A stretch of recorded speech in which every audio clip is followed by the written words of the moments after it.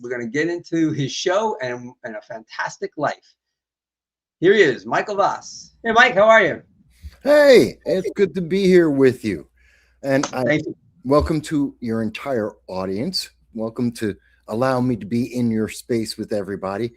It's the 10th episode. So that's a nice little landmark on there. I hope this is going to be real exciting for your audience. I look forward to their comments, your comments, questions. It's all open. Let's get into this. All right, great. Yeah, thanks for being here. I've made number 10. I'm about 2.5 weeks in, so so far so good. I'm loving it. You know what I wanted to start with is your show, No Soundbites Allowed. What was your inspiration to actually get on air, and how long have you been doing it? Well, the easy part is I've been doing political commentary for 20 years now. Started back with Obama, the Obama administration, well, before Obama got elected, when he was senator and he was talking about running. Mm-hmm. I got into dealing with online web blogs and commentary, all of that, back in about 2004, 2005. So let me walk through. So I was a stockbroker, and I was doing that for about 10 years. And it was getting very litigious. Everybody's getting sued for nothing. I never got sued, but it was getting to the point where the paperwork was just ridiculous. It's even since that time, it's gotten even worse. This is right around 2001. And then we had the Twin Towers, and I didn't see the market moving up for 5 years. I thought it would be a flat, neutral market for the most part. So I said, well, I could either trade a lot of stuff, make very little money for my clients, and bring in income for me, which I didn't feel was fair. Or I could try this new venture. A friend of mine who was also, he'd been a co-worker at a firm, and he went and became going online and doing consulting. Okay. I said, okay, investor relations, I can do that. It's very similar to what I was doing anyway, and I would handle the analysis. So I jumped into that. And that was about 2004 when everyone started talking about this new thing, the web blogs, and trying to get their online presence. I thought it was a real great opportunity. So I created about 150 different websites for the company, for my friend. Whoa. And I was writing to each and every one of them. You write the HTML code, right? Huh? You were writing the HTML code, right? Oh, I hand wrote all of the websites. That was all hand coded, and I was writing the content. I was writing articles, about 5 to 10 articles a day on 150 different topics. Wow! One that really I learned how to research very quickly and to summarize and get my point out. I had about a 2-hour, 3-hour turnaround for every article I wanted to put out. It was a good training exercise, good, and I was good with English anyway. That led to me recognizing, hey, this could be good for investments, and investments are very much tied to politics. What politics is doing creates an environment for either good or bad economic conditions. Oh, yeah. Getting into that led me to looking at, of course, the next election, and I had to and try and understand, was he a good candidate, bad candidate? Would it be good for the economics, bad for the economics? And from that got me into talking about politics. In fact, I was in 2006, I was the only conservative Republican commentator who was covering the election on TV1, which is the poor man's version of BET. They didn't ask me a whole lot. They never asked me back. I did an entire year of news coverage of Obama, and they never asked me back because I said, don't vote for him. He was a horrible candidate. They didn't like me. But that led me down the path to talking about politics. And the first iteration of my channel was called MVAS, MVASS.com. That was the first iteration. I think I saw that somewhere. Yeah, it's very old. And I wrote about, in 15 years, I wrote 3,000 articles, roughly. Each article being about 1,000 words a piece. on politics, all the different issues. And about 2010, I started saying, well, it'd be faster and easier to do it on video. Mm-hmm. That's when I created my website now, No Soundbites Allowed, is actually the third version of me trying to do political commentary online. The first two were killed by YouTube. They kept changing their rules. So they killed the first two channels. And then in 2010, was it? I think it's 2010. Might have been. Yes, 2010. I got this channel going, and it's been going continuous since then. I have about 2,800 videos. They're about an average of each video is about 50 minutes, an hour long, with several being far, far longer, a lot of my live streams. And I've talked to people from national vice presidential presidents, members of Congress, state assemblies, candidates for every position, local, state, and federal. That's how I got into all that. So this is like the third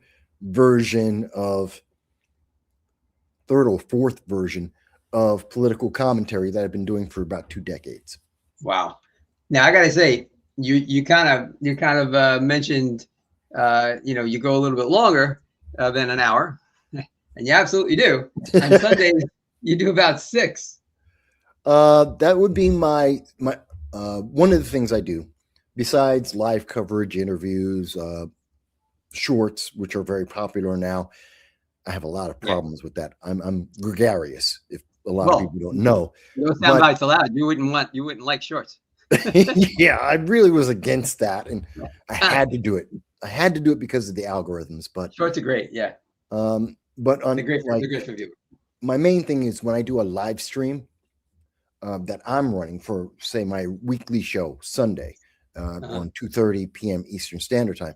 I do a live stream and I cover a large block of international, domestic, and international news. Right.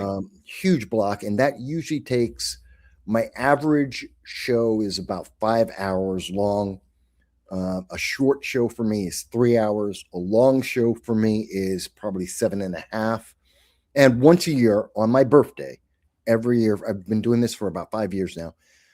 Every year on my birthday, I do a 12-hour marathon. These are all just me and the comments.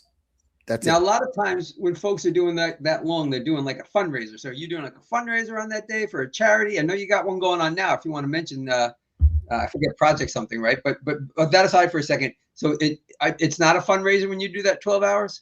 The 12-hour, the special 12-hour birthday episode, half the time I've been doing it as a fundraiser. Half the time I don't. All right. It's the last 2, I think I've been doing it as a fundraiser because I saw the opportunity to help some of the charities and some of the things that homelessness. I've been homeless twice in my life. I'm very much an advocate for the homeless and to try and help people who are homeless. Veterans. I've served in the Marines.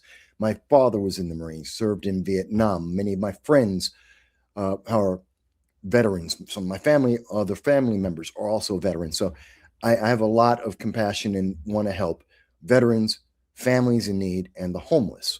So I raise money for them. Not all, most of the time, 90% of the time, the things I do for those programs or those people has nothing, you'll never see my name on it. I actively tell them, don't put my name on. But the last couple of years, I've been putting my name on some of the bigger events. And as you mentioned right now, all the proceeds that I've made and am making in November and December from every one of my properties, whether it's a Super Chat, Rumble Rant, I've got mugs that I sell, T-shirts, and however I get the money, whether it's a donation in PayPal or Patreon, whatever it is, I am taking half of the proceeds. And in January, I'm going to be giving it to the Jericho Project. That's a local foundation, not government, that goes out and actually helps. They've been helping over 3,000 homeless veterans and families because I don't trust Zoran Mandami. I don't trust the government. I don't trust NGOs. They don't make things better. They don't help people. Exactly. And so I'm directly helping them by getting this money to them. Great.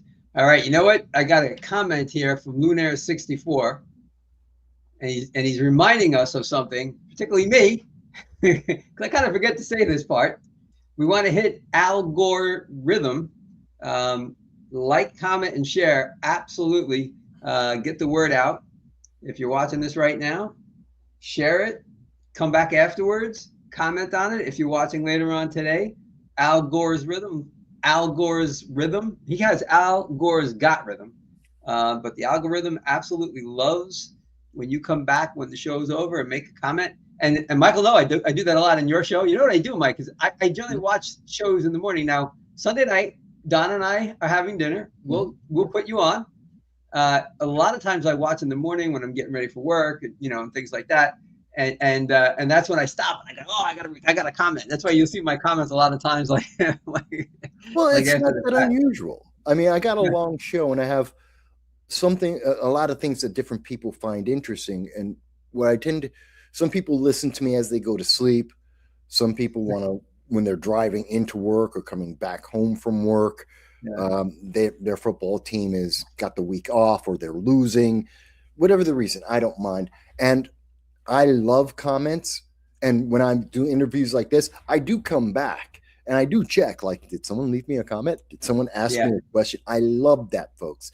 And I will, and you know this, whether it's on my channel or other channels, if people are asking me a question, I do respond. Yeah. I gotta go. Let's go back to, you said you were a stockbroker. So you were in New York City doing that? Oh, yeah. Yeah. Almost. I was working for Lehman Brothers from 96 to 03. When were you down there? Oh, God. Part of the time when you were down there, I was down there at, what was it? 90. God, I got to remember now. Definitely from 96 into 2001. Might have been 94, right in there. Because it was right after I came back. I came back from Russia, went to California, broke my leg, came back to New York, and then became a stockbroker. So that time was a little hazy. I had a lot of moving going on in my life. Yeah. So who'd you work for? A couple of small firms that nobody knows about except the FBI.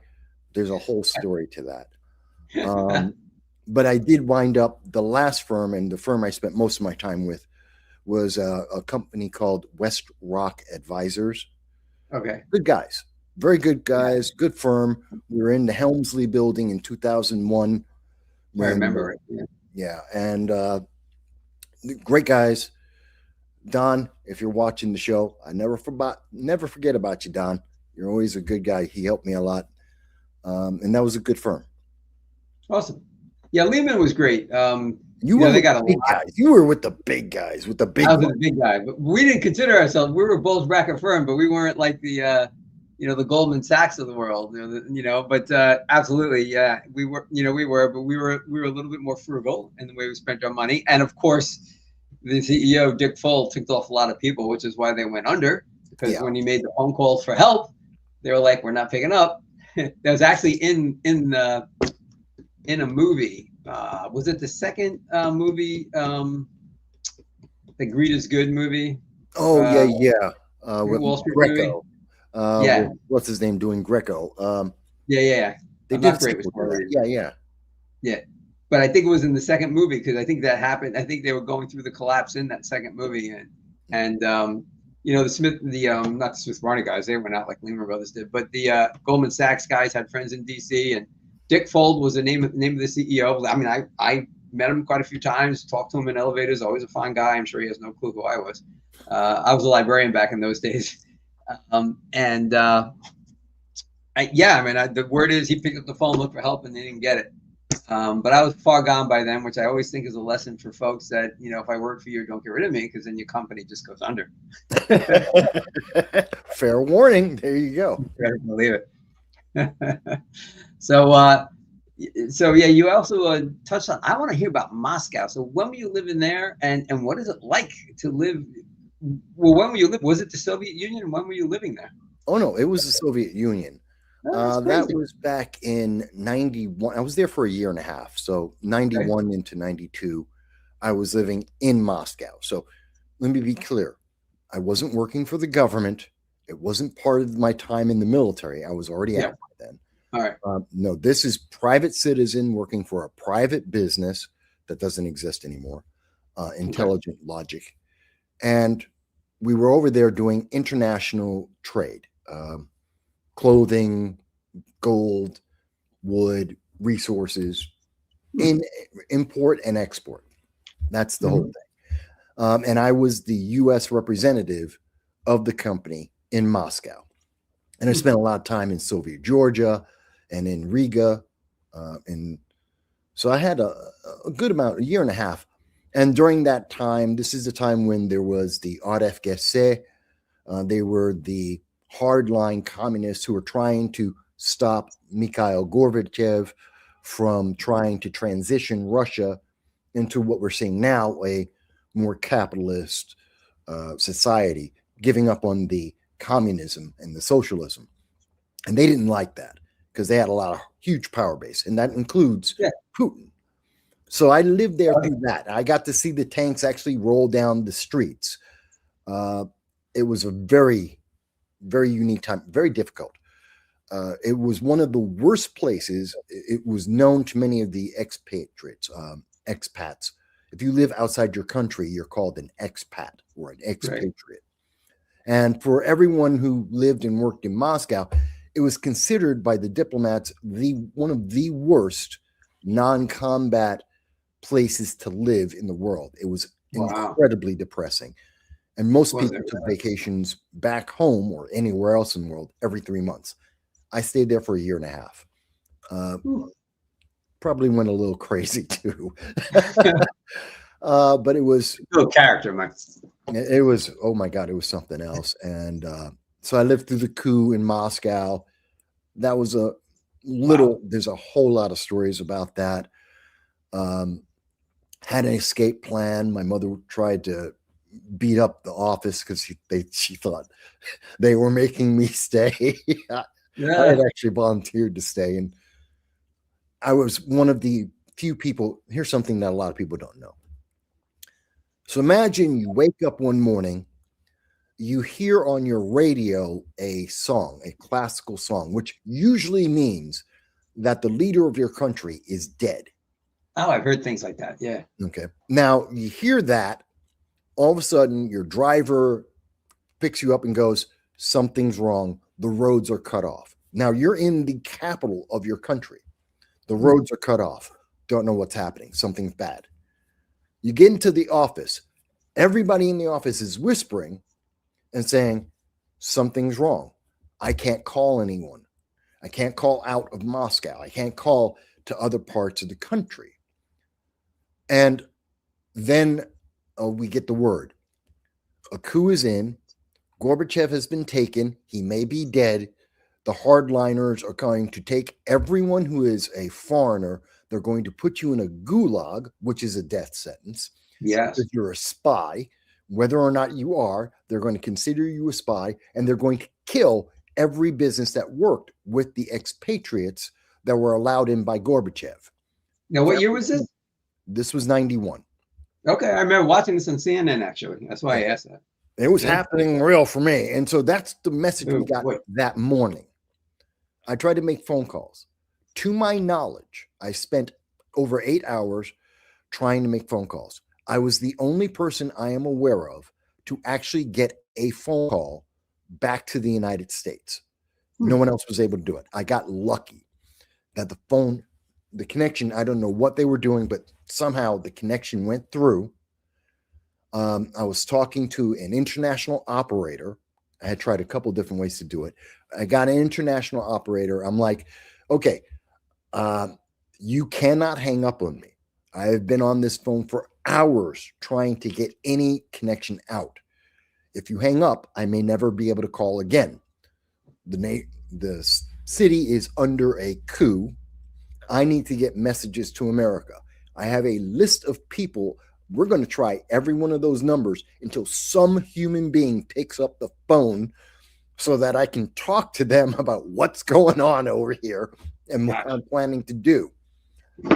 By the way, there's about a 15 hour time difference between Moscow and East Coast USA. Mm-hmm. And we literally were going down a list. So it's about 7 a.m. People were just going out to work, so they weren't home. I eventually found my ex-fiance's aunt and got her on the phone. Poor woman, Wow. terrified her. Yeah. Poor woman. Because I'm like, look, I don't know how long I've got. This call can cut at any moment. Grab a pen. You have to take a bunch of messages right now. I don't have time to speak. I'm in a coup. I don't know what's going to happen next. These are the things you got to say to these people. And I got a message from my business, my mom, to my ex-fiance, a couple of people, gave them messages and said, okay, that's it.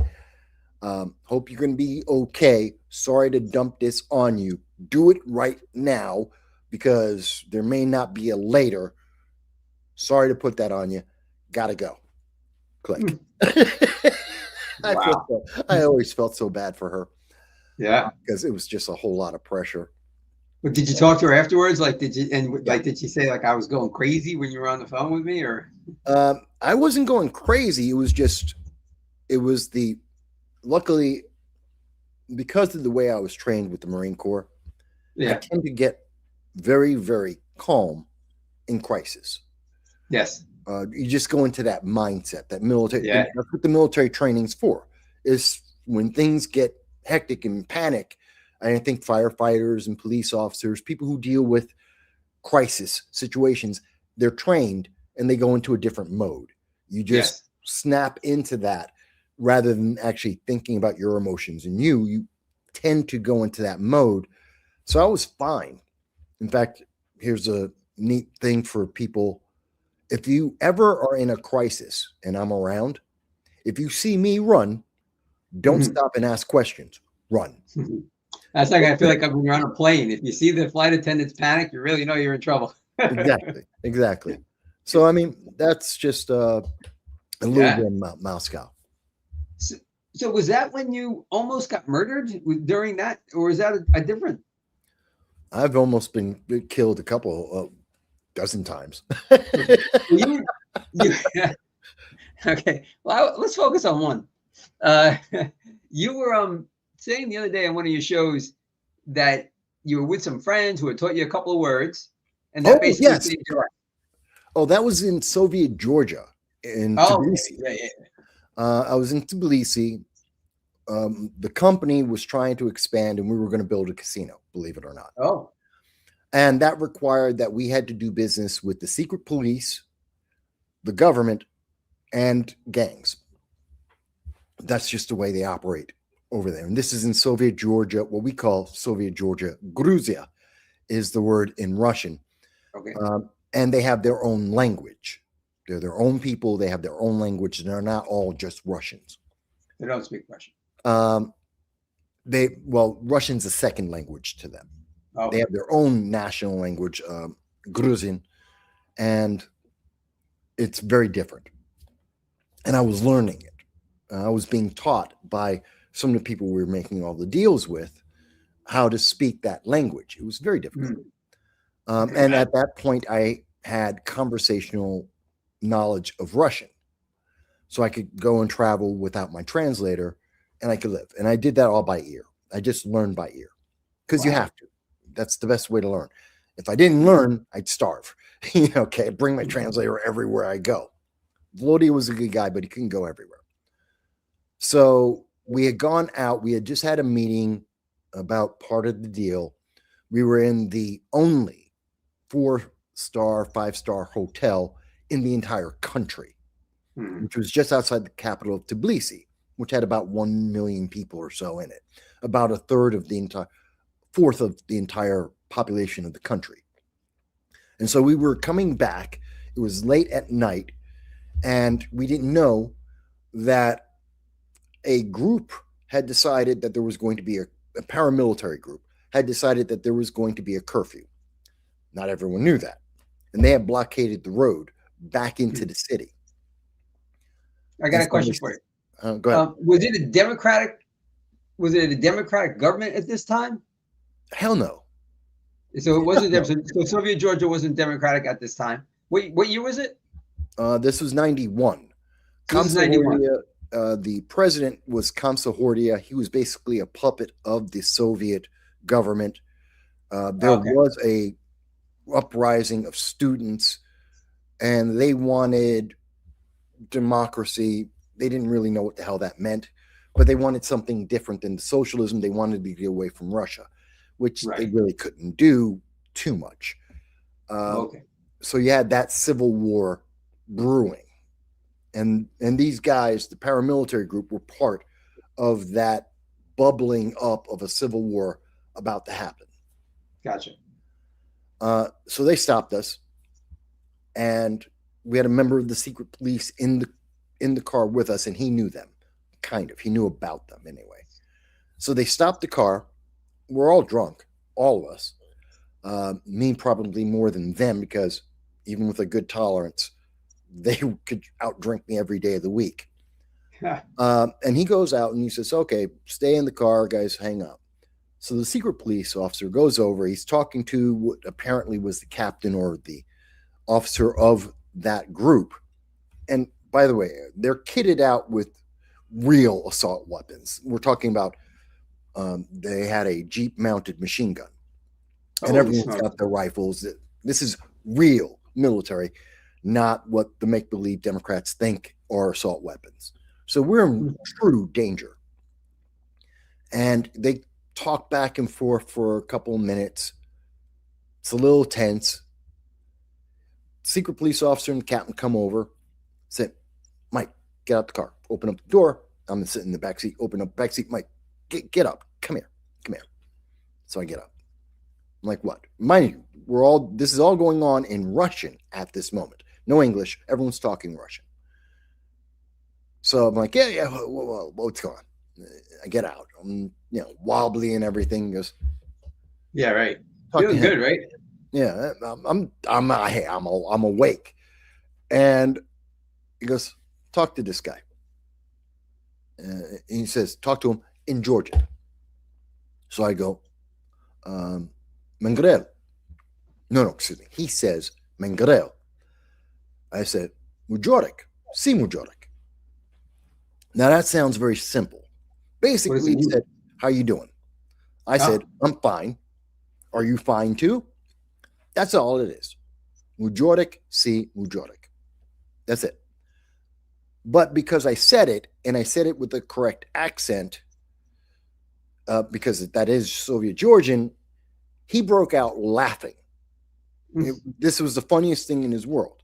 He thought I was an African, didn't know I was an American, said, wait a minute. And then they told him, no, he's an American doing this.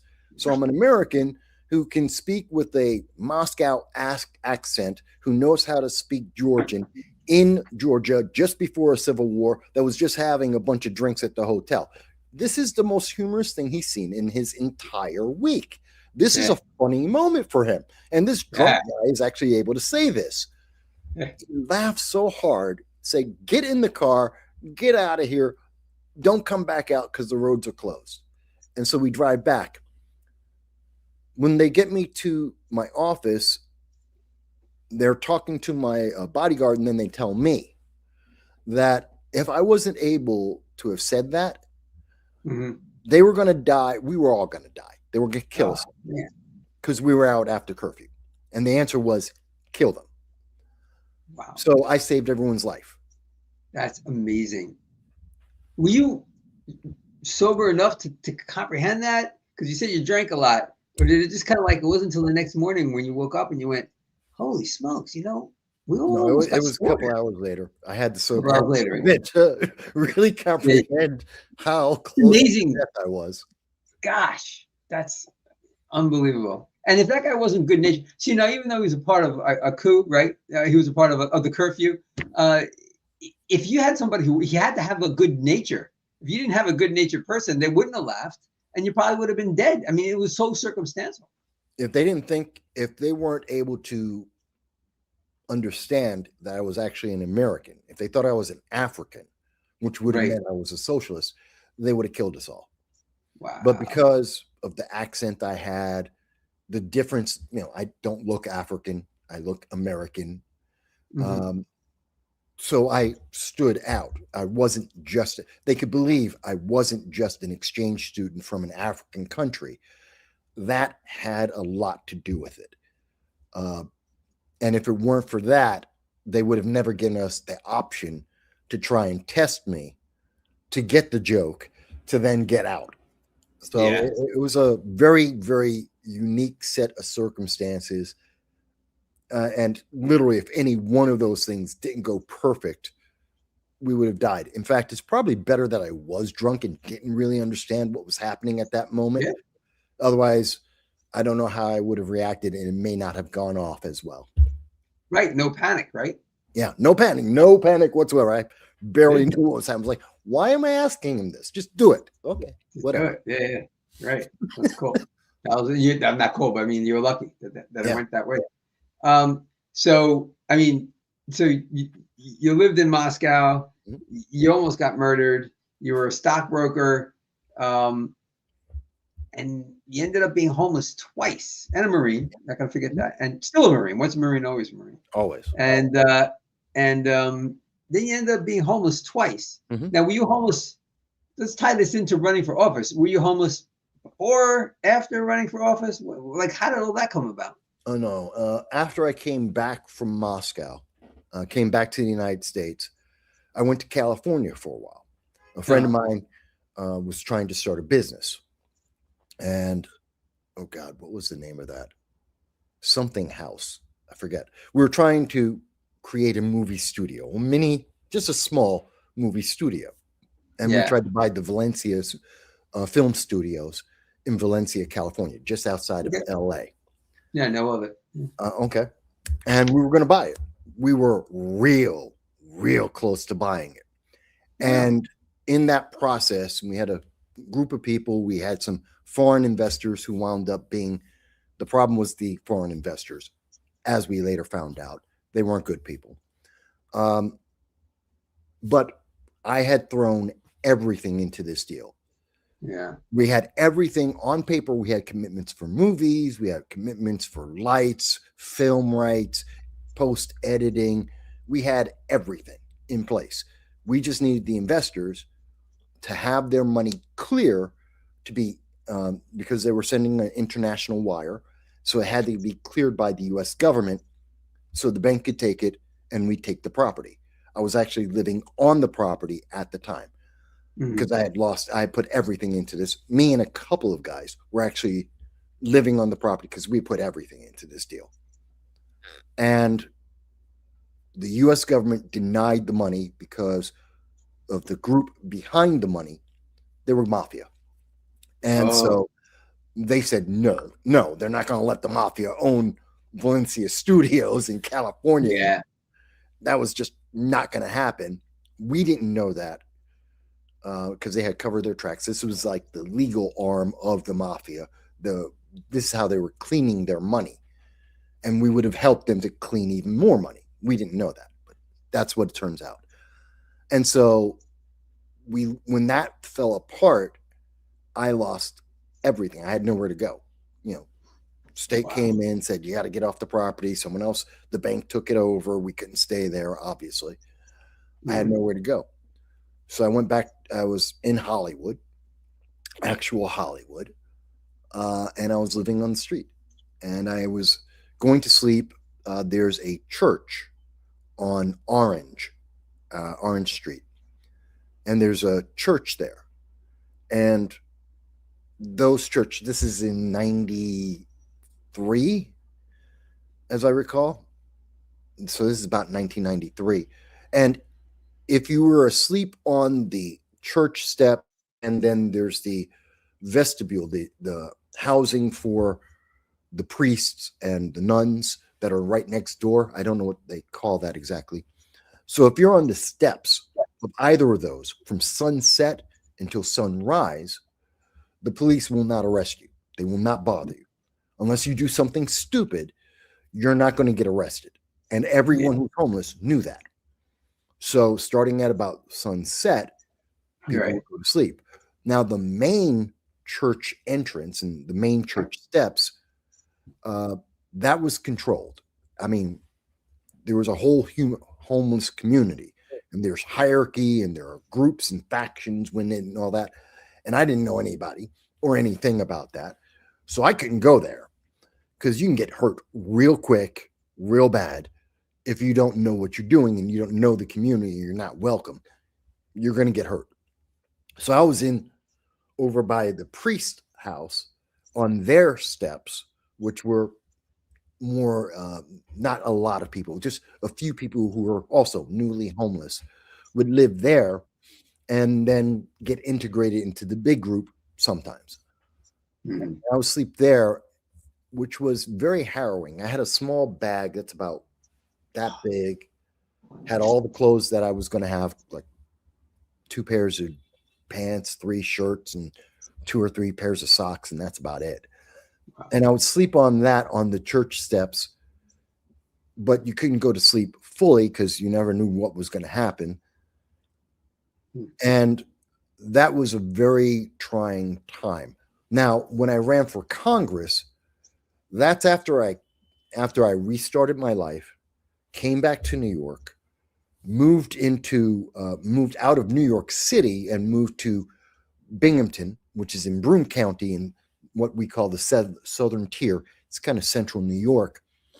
Yeah, for anybody who's not familiar with New York too much, it's really like it's north of the Bronx. So you go up into you go north of the Bronx and like a little west, right? It's about 4 hours from New York City. So yeah, you're going north and west, kind of along about 15 minutes away from the Pennsylvania border. That's the Southern Tier, Broome County, and I'm in the major city in that county, Binghamton. And I had been there for a few years, over a decade, and I said, and I was doing the political commentary at that point. I had met many. I was a member of the GOP. I was a committee man. I had gotten to know many of these politicians. I've interviewed many of them. And the guy we had running for the guy who was in Congress, Richard Hanna, was what we call a Republican in name only, a rhino. Mm-hmm. He was a horrible congressman. He's since passed away, and I give my condolences again to his family. But everything I've said about Richard, I've said to Richard's face. I've told him personally what I think about him in terms of his politics, not him as a family man, not him as a human being. I think he was a decent human being, a decent family man.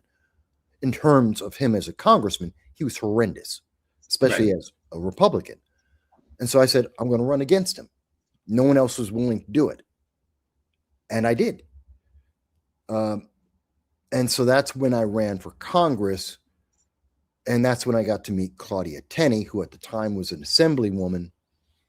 And in those conversations, I convinced her, you know what? We have 80% of the same views. You have more name recognition, more money. You have more contacts and about as well loved by the party as I was. But all of that put together, she had more capability to win than I did. I said, no, you run. She did. And today she's a congresswoman as we speak. She's been a congresswoman for most of that time. You mean in DC? Congress, United States Congress, not the legislature. I got you. Yeah. Now, do you regret that at all, though? Not staying in it? No. She isn't 100% of what I wanted to do. Okay. But Claudia Tenney she's dedicated. She believes in the issues that she stands for. Like I said, 80% of what she believes, I believe as well. Mm-hmm. She had the connections. She had the money. I was going to lose. The thing that the GOP and Richard Hanna, what they were terrified of is they were keeping me out of the main news media cycle. They didn't want me to get donors. If I could get, at that time in 2014, if I had raised $50,000, I would have won the race. Because I had every single time that they did interview me, I could get to speak to the public. I knew exactly the issues I wanted to deal with. I knew exactly every issue that Richard Hanna had failed on. I knew all of the news about him. And people who've seen my show, I have a very good memory in terms of politics, and I know a Oh lot yeah. of the issues. And I was bringing that to the table, and there are very few candidates who can do that. They don't have, this is what I stand for. Here are my issues. Here's how Right. I'm going to do it. Here's the Yeah. thing Yeah. I'm going to fight against. And I could do that, and I could do it in 3 minutes. Yeah. So let's just back up for a second. You're actually saying a political party crushed the opposition. They all do. That never happens. They all do it on a regular basis. Democrats are even worse at it than the Republicans are. But the Republicans are the New York, let me be very specific here. The New York GOP is very happy being in second place. Oh, yeah. They're very comfortable with that, which is why we're losing on a regular, consistent basis. Yeah, they don't care. Local races, we sometimes win, but on a statewide, we lose all the time because they don't want to commit. And they want to maintain their power amongst their friends, the hierarchy. And if you're not part of that hierarchy, if you aren't part, you can call it the old boys club, you can call it white, whatever. None of that really applies. But if you're not one of the big contributors and you've been there for a long enough time, you're not going to get full support or any support, depending on the case. And you're not going to get in. I particularly pissed everyone off because Richard Hanna had promised a lot of things to a lot of people that never happened. But people believed him at the time. I told them he was lying to their face. I also told them, you're corrupt as hell. I'm not going to do what you want. You can't control me. And that made me unpopular for many years. In fact, to this day, there are some people in the New York State GOP who still don't like me because I'm far too honest and uncontrollable. I don't know if people, well, you know, I don't want to paint with broad brush strokes here, but let's just say a lot of people don't realize that there are no losers in an election when there's only two parties. Like in your I don't state. agree with that. Well, in New York, I'll tell you why. In New York, you kind of touched on it actually. In New York, even when the Republicans lose, they win because they make tons of money. Yeah, they'd like to win, and then they can push some agenda of theirs. But when they lose on the statewide, they're still winning. They're still grifting. Elise Stefanik is walking away with millions, maybe not in her pocket, but she's going to make it rain. Lee Zeldin is the head of EPA. He never had a chance. He lost, but he won because now he made a bigger name for himself. He's head of the EPA, and he's doing just fine. So how did he actually lose? Well, no. I understand that point of view, and I've heard it a few times, and I get the nihilism of it. It's because people are frustrated because we haven't been improving. We haven't dealt with the issues the average person wants to get done. Individually, there are many great Republicans in New York State that are part of the committee. They're committeemen, part of the county. They're running for local elected offices. They're fantastic. So I don't want to make it seem like they're not. And they are fighting to win their races. When you start getting into the structure of the GOP, the massive organization of the hierarchy of the leadership of the Republican Party, just like with the Democratic Party, now you're talking about corruption, you're talking about comfort, and it changes things. Lee Zeldin is an establishment. He's part of that hierarchy. And Lee he knew, as did everyone who's following this, the GOP wasn't trying to win. Same thing with Stefanik. The GOP wasn't trying to win. They didn't put all their resources behind it. They didn't put their best and their brightest behind it. They never expected to win, and they're not winning. So they lost, and there are many things they could do. The GOP national would love to have the GOP win in one of the bluest states in the entire country. It is, in terms of politics, it's significant, both as on a symbolic level as well as leverage for many of the policies. They want to win on the national. On the state, it's stagnant because they're comfortable where they are. They have a certain amount of influence a certain amount of power, and yes, a certain amount of corruption, which is less than the Democrats, but it's still rather significant, and they don't have competition for it. So there's that balance there. So you can lose. I get why people say it's a win-win for the two-party structure. That's not exactly correct. Although I do think, I'm not against third parties. I think the more competition you have, the better the candidates are, the more likely you are to get things that actually improve. So I don't mind third parties, but I'm not upset with, I'm a Republican. I have no problem with being a Republican. Right. Would you say you're conservative? I am absolutely. I'm a very conservative. Most Democrats would probably say I'm hardcore conservative and Republican. I just think I think Republicans by nature are conservative and Republican. Okay, well, let's stick with Elise Stefanik. So the news broke last night. She dropped out. She said, I heard something like the whole family comment, I didn't come to this decision easily and stuff like that. I mean, what I hear is that she didn't really, give a full effort. She was kind of like mamby-pamby. What's your take on her, on Blakeman? And I know you put your weight behind the libertarian, Larry Sharpe, which is really interesting because, you're a Republican, hardcore conservative in some people's eyes, and you went libertarian there. So if we can kind of pivot over to the news of the day that happened last evening, what's your take on her dropping out, Blakeman, and why Larry Sharpe? Well, there's a bit to all of that.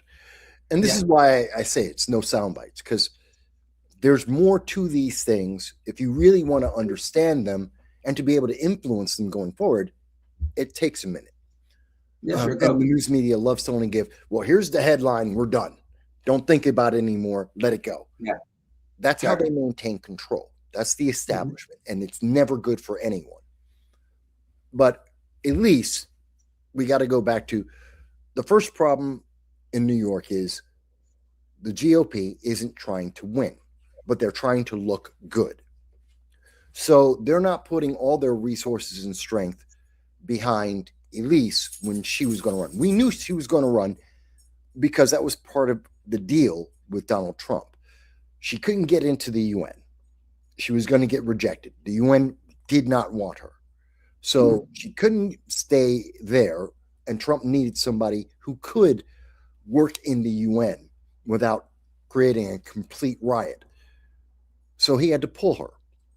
Obviously, that's embarrassing to Donald Trump and to Elise. So they say, okay, they make up the excuse. We got to balance the Congress, which is ridiculous. Had nothing to do with anything.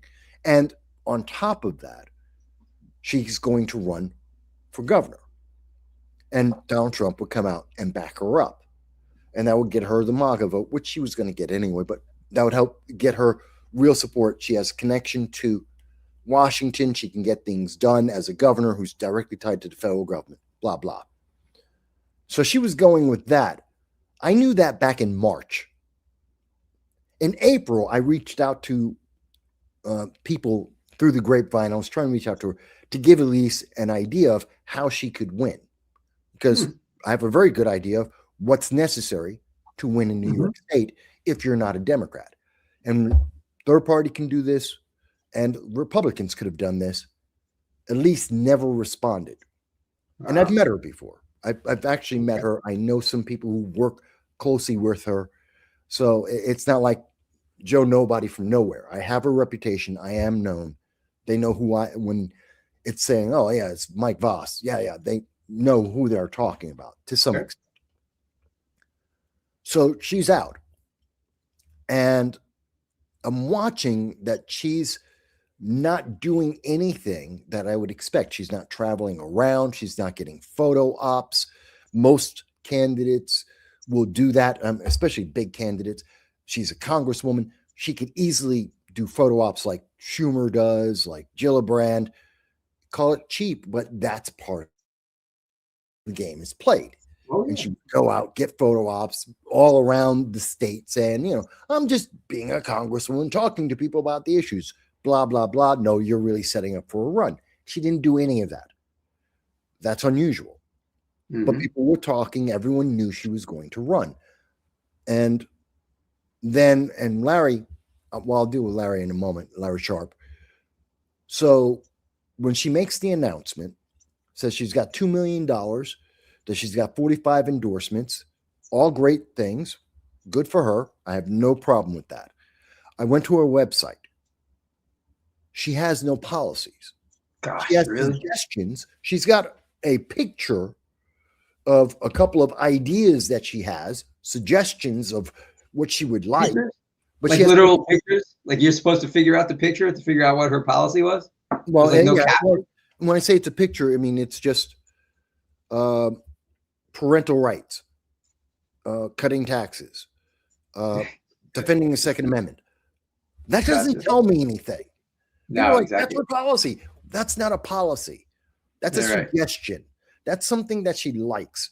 That's not anything like I'm going to govern and this is what I'm going to do or how it's going to impact people. Yeah. That's nothing. That is less than half-assing it. I saw that and I said, no. She's not going to win. She can't win. And she knows it. She's not even going to try. Besides the GOP not supporting her strongly enough, she's not going to try. Yeah. So she was already always doomed. She was going to lose, whether it was the primary or the general, she was always going to lose because she wasn't putting in the effort. Blakeman is going to lose. Blakeman's going to lose because Blakeman is a very, very big fish in Long Island. Oh, yeah? And he is non-existent anywhere else. That is not to say that he's not a good county executive. It's not to say that he's not a good man. Again, Elise, incredibly intelligent, hyper. She's got a great political mind. She's very good at what she does. Never take that away from her. Okay. Great person. I've met her personally. I have nothing personally against her. Blakeman, I have nothing against him. I haven't met him, but everything I know and all the contacts I know, he's intelligent, he's effective, he's personable. These are all good things in Long Island. Take him out of Long Island, and he's non-existent, and he's ineffective. Nobody knows who he is. No one cares. He's like, well, I can get votes from Democrats and black people and Hispanics and women. In Long Island, that's absolutely true. But let's take him over to Oneida County. No one knows who he is. Take him to Cortland. The Cortland Democrats. Ithaca is not going to vote for Bruce Blakeman. They don't care what the Democrats in Long Island did. They don't care. And that's a massive problem. So, yeah, Blakeman's going to run, excuse me, and he's going to lose. Not because he's not trying. He is. But he doesn't have anything to offer. And if you go to his website, the same thing is being done. He doesn't have a single policy. Look, when I ran, the day I came out to make my official announcement in 2014, I had a website. I had every one of my policies, day one. And I could detail exactly what I was going for and what I was going against day one. And that's one of the rules of thumb I have about every candidate that runs. And I do a lot of first-time candidate interviews, and I try and help them best I can, regardless of what party they're in, because I want the best people to win. If you can't tell me day one exactly what you stand for and what you don't, you shouldn't win. Bruce was interviewed by Spectrum News. Not everyone saw that interview.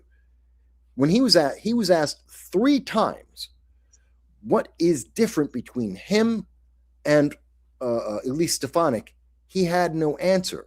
He was asked twice, what are you going to do for New York State? He had no answer. You're not a candidate. I agree. Campaign. I agree. So let's you said he was a county executive. Is it Nassau or Suffolk? Nassau. Nassau. And just the jaded side of me, I am a journalist and a reporter.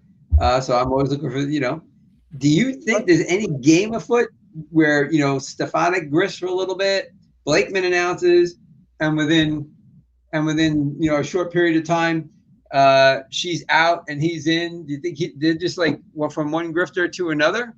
No, that's not how that happened. And I know a lot of people like to say it's all about the grift. It's not.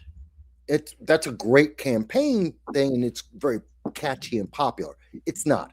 That's not how it works. Elise, she's a very strong political mind, and she has like everyone in politics, by the way. Everyone who's in politics has a massive ego. If you are a snowflake, a wallflower, and you're thinking, should I run for elected office? No, you will be destroyed. You will not survive the process. Don't even try it. People who are in politics are narcissists with massive egos, and you have to, because there is eternal rejection and people attacking you all day long. That's just the truth of it. So you have to be very strong in personality and ideology. Elise understands the politics. She did the math. She knows she can't win. And rather than take the loss, she can get out early, piss off a bunch of people, but she gets to say, I withdrew. So she has nothing but wins and a withdrawal. Yeah. That's not a loss. Her record looks great. Give it a couple of years, she can come back. The general public forget everything in 3 months. She can come back later on with a few friends, and she can run again for almost anything she wants when she thinks it's going to be a winning strategy, or try to get in good with perhaps J.D. Vance as president and get an ambassadorship or something of that ilk. She still has power. So she's doing the math. She has Blakeman speaks up and goes, no, I wanted to be governor. I want to run. I want to make this work. I think I can get it because people in Long Island like me, so everyone else will like me, which is just ridiculous. And he gave her the excuse to get out. Yeah. He gave her the opportunity to say, I'm done. I'm out. You know what? Take Blakeman. Take Blakeman. Right. He wants it. Everyone's saying that they love him. Fantastic. You go with him instead. Here's the reality. She has 19 in repeated, and I don't believe in any one poll. In the trend of the polls, the Manhattan poll, Manhattan Institute, that was just garbage. That was just partisan playing with the numbers, because you make a poll look like anything. Wow, what did that poll say? Yeah. If we look at Siena polls, though, we look at all the other polls, they are consistently trending in the same direction with pretty much the same numbers. She's losing by at least 15 points, if not 20. Blakeman, by the way, is losing by 25. This is what's consistently happening. She knows she can't win. So this is her opportunity to say, I'm going to do what the GOP wants. So the GOP is upset, but they can't be too upset. She acquiesced to them. I want to give you the winning choice. You said it's Blakeman. Here's Blakeman. I endorse him fully. He gets to go on. I'm not going to compete. You don't have a primary, which is one of the things that Ed Cox was worried about. No primary. No one's going to make the Republicans look bad on the state or national stage. You can just go and run the guy. Okay, great. Except that's her exit strategy out. Yeah. Now, mind you, does she get to keep a bunch of the money that she raised? Absolutely. That's standard politics. That's not a grift. That's the system. But it's not in her personal account. It just means she has the power to like back people with that money. Well, it's kind of like what we saw with Andrew Cuomo. You have control of millions of dollars, which means you have political leverage. You can also, and we saw this with Lee Zeldin, so this is both Democrats and Republicans do this. And you also have the ability to move that money into a PAC and be in charge of the PAC and pay yourself a salary. This is completely there you go. Right. Cuomo has done it. Lee Zeldin has done it. I would not be surprised if Elise does it, because that is the normal process of politics. That's the system. So it's not a grift. They're not doing something outside the system or something illegal or misleading people. They're doing something that everyone has been doing for decades, is completely absolutely legal, and is something that is consistently done left and right all the time.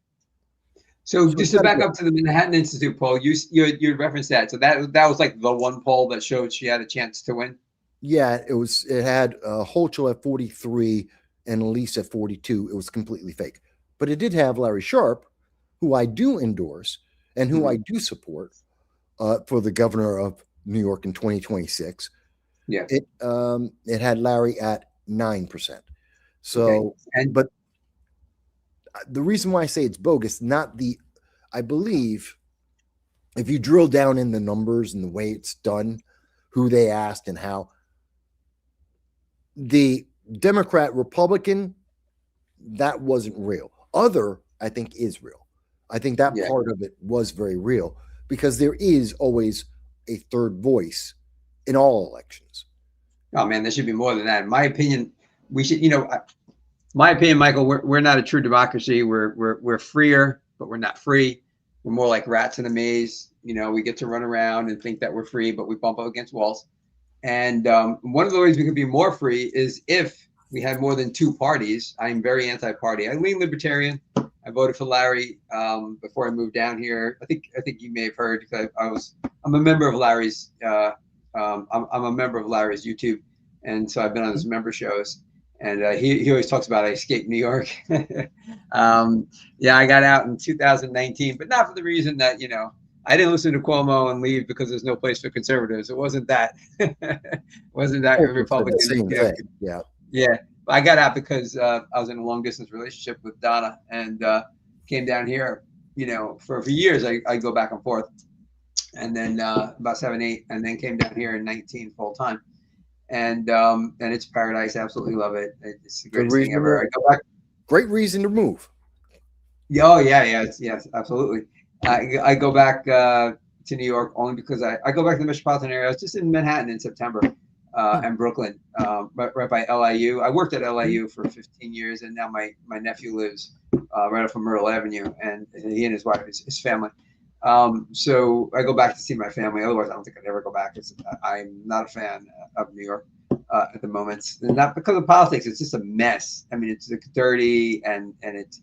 Well, that's a result of the politics. That's a consequence. Right. Yeah, you can find that in, which and I don't, I'd love to go down that road, but we definitely should talk about that.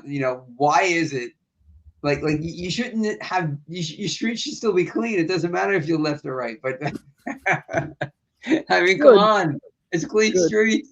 Give me a break. It doesn't happen with Democrats because they have other priorities and water.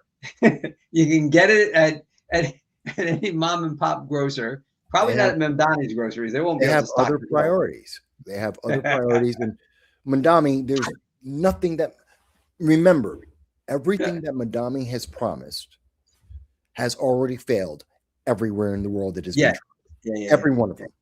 So, Michael, go ahead. I don't even think most of this does ever come to fruition. Hochul's already said she's not in favor of, the buses? And I know that grocers are getting together and they're going to look to sue him. I mean, the owner of Gristedes is a billionaire. You think he's going to just be like, and not for nothing, but if his grocery stores undercut because they don't have to pay property taxes and don't have the mom and pop place pay property tax, and if you're undercutting, you're putting somebody else out of business, the mom and pop person, so you're creating a food desert somewhere else. I mean, the whole thing is just freaking bizarre, but that's what I believe in the world of reasons why that's what they want. It isn't going to work. It's not going to, of course it's not going to work. It's ridiculous. I know. It's insane. But anyway, but even with that, I'd go if they just keep the streets clean and I didn't have to worry, and then I could take the subway again. I would never go on the subway. Anyway, it is amazing. I got thoughts on New York City. I use the subway all the time. I've seen it better. 60 years my family's been in New York City in the same location. I've seen a lot of changes being in the one spot and watching how it's changed. Yeah, it's going downhill, but it doesn't have to. No, and I have to say that if I lived there, I'd probably still take the subway because you have a totally different perspective. Like I remember I was going to a concert. There was like a mini terror attack in New York City around, I'm going to say 2012, 2013. And it was, and there was a concert I was going to, and I'm like, oh, I'm still going. I don't care. Like, it wasn't like the end of the world. It wasn't 9/11. And I know that there were jokes. There were people like, hey, I got, oh, what a convenience. Like, there were like just people just kidding around saying like, oh man, there was some terrorist just, did something on the West Side. Oh, what an inconvenience. Now I got to go around this way. Like, people were just, being their New York toughness. That tells you how much things have changed. Yeah. After 9/11, within a month of 9/11, people were going out in New York City. Oh yeah. You were going out to clubs, you were going to the bar. Life went on. After the recession, Obama, all that, people are going out all night, all day, all the time, 24 hours. Life didn't get interrupted. After 2000, no one's doing that anymore. Yeah. That's a problem. Yeah, definitely. Yeah, definitely. Absolutely. Yeah, I remember, so, I remember I was working 2020. Sorry. Go ahead. Yeah, I knew what you meant, like after COVID. Right? Yeah, after the lockdowns and the jab and all that crap. Yeah. Yep. Yeah. So I work downtown, right across the street, the World Financial Center. As you know, Lehman was in the World Financial Center. And I would say, I felt like by the time we got to like a month later, like by the end of November, the street, the street musicians were back at Penn Station, and people seemed to have lightened up. So, you're like 4 to 6 weeks. Yeah. And I felt like, wow, New York City has really come back. That's really, I feel the same way about that. So let's get over. So there is one person who really would like to make changes, and he's got some great plans. His name is Larry Sharpe, and you have thrown your weight behind him, and not, Stefanik or Blakeman. And so explain that. Why are you going as a conservative, willing to back a libertarian? Well, I'm not backing a libertarian. I'm backing Larry. See, okay. I don't look at. A lot of people look at, this is my party, straight down the line. That's what I vote for. And I hate that. That's mindless. It's zombie voting. I can't stand it. And I know some states have buttons where you can just say, well, I'm whatever party, hit the button and it automatically votes for you. That's zombie voting. That is not living up to your obligation, that if you choose to vote, that you're going to vote intelligently and to the benefit of yourself and your community. Is the worst thing you could possibly do. I hate people who vote straight down the line. And most parties, 20% of almost every party, are people who do just that. Vote straight down the line. It doesn't matter what party it is. Absolutely. It's all their party line. I think you're low on that number. I think you're less. The last number I know, statistically, it's been shown. It's consistently about 20% of every party will vote straight down the line. Oh, I can't stand that. Me too. I agree. Best person, based on my criteria of what I evaluate as what is effective and efficient, some of the issues that I think are very important. So I actually take a lot of time to think about it. I look at the policies. I actually pay attention to the details of the policies. Is this pie in the sky? Is it realistic? Can it work? As again, looking at Mondami as my example, he's copy and pasted policies that were from other places like Eugene, Oregon, or Kansas City. Yeah. Okay. Did it work there? No. Why would I expect it to work in New York City? They can't work in a much smaller place.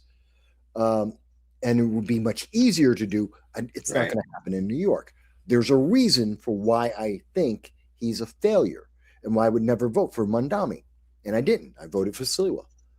And I actually spoke to Sliwa, and I got to ask him questions, and I have it on record. I have him on video. You interviewed him? Huh? You interviewed him? Yeah, I did. Got him for 25 minutes alone. Him and just me. Wanted more, but I got that at least. And so I make that. I do the same thing with Larry. Now, Larry has a bonus. I know Larry for over 10 years. I started interviewing him when he ran the first time. And I was the only one in the Southern Tier, Central New York. I was the only one to actually say, I will give you an interview, because he deserved the right to be heard. And I believe that about every first-time candidate and most candidates in general.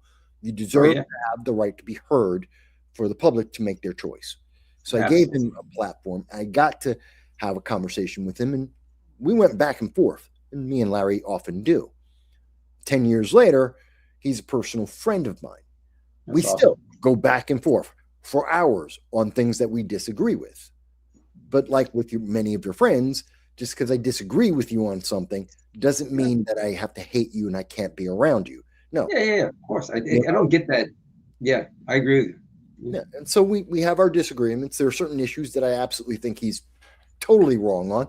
There are several that he'll tell you that, Mike, you don't understand. You're dumb. You got it wrong. Okay, I respect that. That's my friend. Yeah. But we have reasons for it. Not you're a Republican and you're wrong. Not you're a libertarian and you're wrong. No.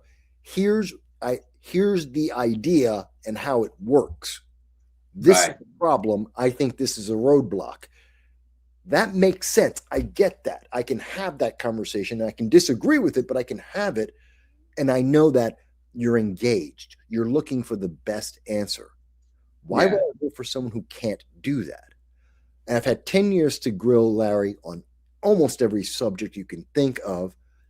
And I've looked at his policies. And I've seen him answer questions across this state to people on all of the various issues. And he gives answers, real answers. He has solutions. He doesn't promise. He gives answers. Here's my answer. You may not like the answer. You may not even agree with the answer. Yes. But it's an answer. It is a process. It is effective to some degree or another. It is a solution, as opposed to Hochul, who give you a promise, as opposed to Stefanik, who gave suggestions, as opposed to Blakeman, who hasn't decided what he's going to do yet. I can't vote for any of those people, but I can vote for a Marine who is dedicated, has the commitment, and has solutions, and can actually articulate why this is good. Not just, this will be great. Why is it going to be great? Well, glad you asked. And he can actually answer that. How can I I would love to see him on the debate stage. He and Hochul going at it, and Blakeman, going at it. It would be so great. The only problem he would have, and it isn't really a problem because he's done this long enough. It's kind of like me. I love long answers to everything. If I have to, I can do the minute and a half thing. I used to drill myself on a regular basis to take any side of an issue and be able to give the patent 3-minute answer, minute and a half, 3-minute answer. And anyone who's actually deeply in politics can. They can take any issue and answer in 3 minutes. And here's the thing. They'll be as good as any other politician because they won't actually say anything. That's the drill. The drill isn't to give an answer. The drill is to keep people occupied. People who do it badly, Kamala Harris, and you get word salad. People who do it really well, that'd be someone like a Schumer, that'd be an AOC, that would be J.D. Vance. You can pick a lot of people on all the parties. If you know their name, they do it well. Yeah, I can't believe that Kamala Harris. Well, I mean, I can believe it, but Kamala Harris should not be running again. And the Democrats got to tell it. I mean, they fixed elections once before. They buried Bernie, so they got to bury. They got to bury her, man. They bought him. Yeah, they got to do something with her. They can't. She's black-ish. She's blackish, and she's a woman. At least as best as can be determined, she at least self-identifies as a woman. So therefore, they can't touch her by their own rules. She has to self-destruct on her own. And the good news is Kamala always self-destructs. Every time she's run for president, she self-destructs. She will destroy herself again. You don't have to do anything. She'll do it on her own. So they're fine. She's not going anywhere. Yeah. So I got somebody asking what today's show's about. Today's show, we started out talking about Mike's life because he had a fantastic life. I don't know when you jumped in, but he has an awesome life where he lived in Moscow and was homeless twice, and it's just fascinating to hear his comebacks and working as a stockbroker, and where he is today hosting a show. He hosts the show No Soundbites Allowed. Then we went into some politics. He's from New York, and we were talking about Elise Stefanik. She left recently, and last night she announced she was leaving. And the competition is on the Republican side is Blakeman. What's Blakeman's first name again? Bruce Blakeman. Bruce Blakeman. And Larry Sharpe is also running, and he's on two lines. He's on the Libertarian line and RFK's old line, We the People. So that's where we are. Thanks for asking. I should probably do resets every now and then.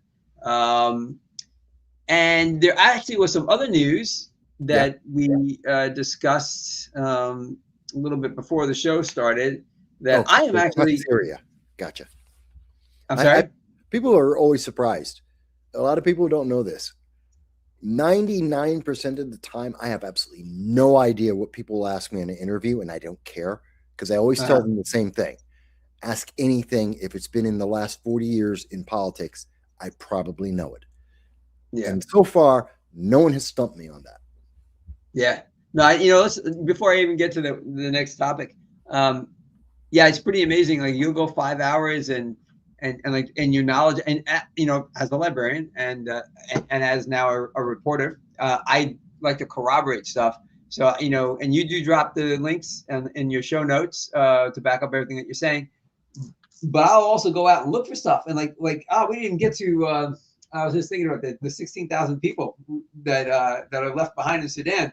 And I Googled that. And I was like, wow, right on the money. So I like to corroborate with folks. I actually have not done a story with somebody because when I asked for proof and they couldn't come through with it, I'm not gonna say who it is. But I asked twice and it was crickets. First, that person was like, I want to come on your show, definitely. I said, okay, well, how did this happen? Nothing. How did this happen? I'm circling back. Nothing. So they're not coming on. I can respect that. And that's standard now. That's the standard amongst most political, whether you call it pundits or journalists or investigative, most people in the news media, they're not doing the homework and they don't remember anything. They just take it for granted. Most people who are watching your show do not know that Joe Biden abandoned over the 4 years 70,000 Americans. And more importantly, more critical to today, he abandoned 16,000 Americans in the Sudan in the space of a week. And the news media had 2 weeks of story. They started in the end of April, about April 23rd, 2023. By May 5th, 2023, that was the last time anyone in U.S. news talked about it. We still don't know what happened to those 16,000 people. And the American public's like, I didn't know that. That's part of the reason why in the Sudan right now, there's a civil war. Saudi Arabia asked Donald Trump to go back in to help end the civil war. Part of that is because there's still, God knows how many Americans somewhere in the Sudan saying, help me. And that's the reason Trump's trying to get back in there. He's trying to get. I got a quick story. They have dual citizenship. I don't know if they all do, but when you look at the news, it says that I'll say a lot of them had dual citizenship. Does that change the way it should be covered, or is that the reason why? Because maybe if they are citizens of, those people are citizens of Sudan. I don't know what percentage that is. Do you know? And does that change the way our government's going to react? Because maybe they want to stay, or what's that affect it? The reason why most of the time that you hear news media say they're dual citizens, it gives them a reason to not mention it's an American citizen. It's the excuse that they can then, when they do the count, kind of like with the hostages, the Hamas hostages, they counted a lot of the Americans at the end of everything. They were counting a lot of the Americans as Israelis, because they had dual citizenship. Well, basically everyone who's Jewish is Israeli by definition of Israel's law. But that being said, they're saying, no, they were Israelis, but no, they're Americans. Many of them were born in America. Of the 22 Americans that were taken by Hamas and held hostage for 582 days, and 17 of them were murdered under Hamas, being tortured and sexually abused on a daily basis, according to the UN. We found out of the 5 that were able to get out, most of the time, all of those 22 people were counted as Israeli, not American. So that's why, if you look back in the history of it, month by month, the number of Americans being held by Hamas changed. And we never knew it was 7 or 8 or 6 or 4 or 10. The number kept changing because they didn't want to say. Because if you say there's 22 Americans being tortured every day, the response from America is very different than, well, there were 5 Americans and 17 Israeli Americans, who count as Israelis. It's a very different message. Yeah. That's why they do that. Yeah. So now, obviously, this started under Biden, and now it's going on under Trump. It's not like it was a campaign issue. It's not like Trump's talking about it every day. So wouldn't you say that some of the blame of these people still being there is at his feet now? I mean, he gets the ultimate blame. Well, yes. Now, one, the moment you become president, every issue is your issue. True. Yes. Even if it started under someone else, even if it's you're at the tail, the most recent tail of that process. True. Right. And that's true. Democrats, Republicans, all of them, to some extent, you can say that. True. Mm-hmm. Like I said, the problem with Sudan, we can immediately go back to the Biden administration, but Trump's dealing with it now because he should be. And I was very much vocal about, we need to deal with it because there's 16,000 Americans and I want them home, or at least know where the hell they are. Or they decided to stay, whatever the case is. I want an answer to that, not a big question mark. Trump is going and doing the peace deal. Should he have started sooner? Yes. Did he? No. Were there other priorities? It's probably easier to do with a bunch of other nations because of the nature of Sudan and all of that. But at least he's getting to it. We're going to get some kind of resolution out of it. But does Trump deserve some? And most of the news media, the only reason why I know he's working on it is because I read 20 different publications around the world. And you actually have to go out to, I think, the Hindustan Times, the Nikkei News, and I believe the Jerusalem Times. And I think there was an article in the Guardian, or was it Deutsche Welle, the German news. They're the only ones that actually mentioned that this is coming out of a discussion with Saudi Arabia, a deal with Saudi Arabia and President Trump to go into the Sudan. That's the only reason he's doing it. So he deserves some admonition for not doing it on his own. And he deserves some admonition for waiting this long and doing it because Saudi Arabia asked him to do it, not because Americans are there. But at the same time, he's getting it done, and God knows no one else even knew this is happening. Yeah. I'm going to bring something up just so people, I like to corroborate things. And I'm going to share the screen for Grizzly. Take a look. That's it. That's the channel. I just saw something. Yeah. I saw that too. I was going to bring that up in a second. Let me get this going here. And where is it? So let's do this. I'm going to share the screen. I want to grab this right here. Oh, nope. Sorry. Grab this. I just Googled this. Just in case anybody thinks that we are off our rocker. You see that right there. U.S. government offers help to 16,000 Americans living in Sudan. Okay. Well, this one said they offer help. Right on it.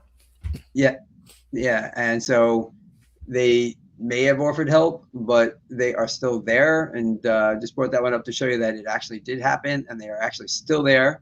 Mm-hmm. But Michael, you're way more on top of this than me. I just heard about it when you talked about it, maybe like 2 weeks ago, and you're saying that that Trump is, let's say, on the job trying to get the people back home. He's starting the process. Yeah. I have no problem critiquing. I like Donald Trump. I voted for Donald Trump every time, but I have no problem critiquing Donald Trump. Right. I don't agree with everything blindly or completely. When one of the things I always like to say is I'm in favor of efficient and effective government. That usually, in my opinion, tends to come from the right. That's not exclusively something the right can do. It's not exclusively something that third parties do, but Right. it tends to either come from the right or a third party, not so much Democrats. And even then, if you're talking about, you got to take out the establishment. The establishment right are horrible. Those who are not establishment right tend to do the best. And then there's the third party. So that's the thing. You know, people say, well, you're a Trumper. I don't even know what the hell that means. And it's ignorant. It's a way to credit someone and not pay attention. It's like, no.